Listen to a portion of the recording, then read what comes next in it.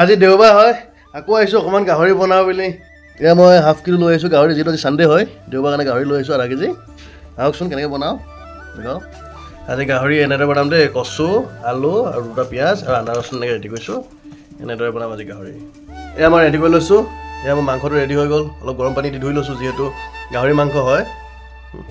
এয়া এনেকৈ কচু আলু পিঁয়াজ দুটা বিলাহী মান ধনিয়া আদা ৰচুনৰ পেষ্টটো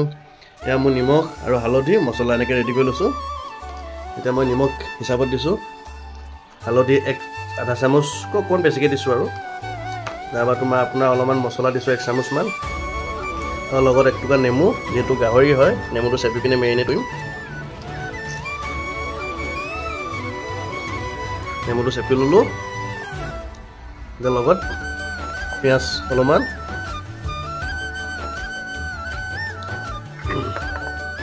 ভালদৰে এতিয়া এনেকৈ মেৰিনেট কৰা হ'ব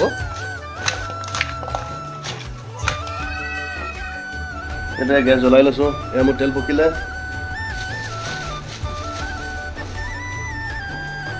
শুকান জলকীয়া 3টা দি দিছোঁ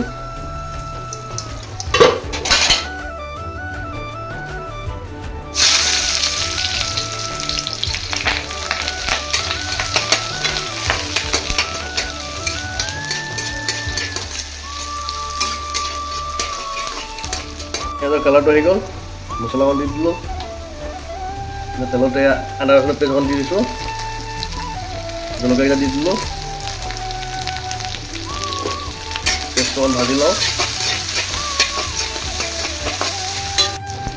এবাৰ ইয়াৰ লগত টমেটো দি দিলোঁ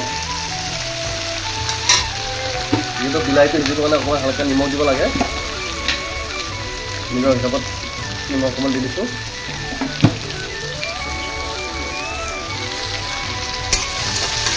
বিলাহীটো পূৰা ভাগি গৈছে সেইকাৰণে কালাৰটো কি ধুনীয়া আহিছে এতিয়া মই ইয়াত মাংসখিনি ঢালি দিয়া হৈছে যিহেতু গাহৰি আজি দেওবাৰ তাতে এতিয়া লৰাই মেলি ৰাখি দিছোঁ যিহেতু এতিয়া 20 মিনিট সময় কাৰণে ৰাখি দিছোঁ সাপৰ দি পেলাই এয়া মোৰ পাকঘৰটো হয় এয়া মই এতিয়া সাপৰখন থৈ দিছোঁ দেখিছেনে বাৰু কালাৰটো কি ধুনীয়া আহিছে যিহেতু মাংসটো পূৰা ধুনীয়া কালাৰ আহিছে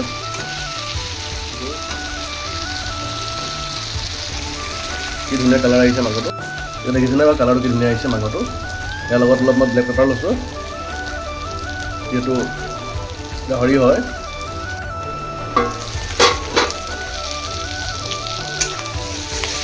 মোৰতো মাংসটো হৈ গৈছে মোটামুটি যিহেতু মই অলপ ৰাখি থ'ম ফ্ৰাই অলপমান 5% ফ্ৰাই ৰাখি থৈছোঁ ইয়াত দেখিছেনে কালাৰটো কি ধুনীয়া হৈছে বাৰু দেখিলে খাব ভাল লাগে না হাফ কিলো মাংস আনিছিলোঁ কচু দি দিয়া হৈছে লগত আলু এটাও দিছোঁ এতিয়া দেখিছেনে কি ধুনীয়া কালাৰ আহি গ'ল কালাৰে মাংস পূৰা তুলি আছে কচু পূৰা ক'বই নোৱাৰে কচু পূৰা ভাগি গৈছে এতিয়া নমাব হৈ গ'ল লগা ধনিয়া দি দিলোঁ এইটো গাহৰি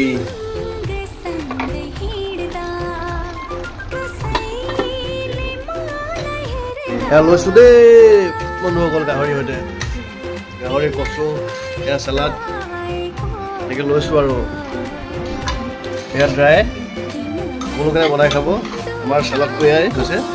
নেক্সট টাইম পিছত লগ পাম আকৌ ভালদৰে এয়া বনাইছোঁ আৰু জনাই নজনাকৈ আৰু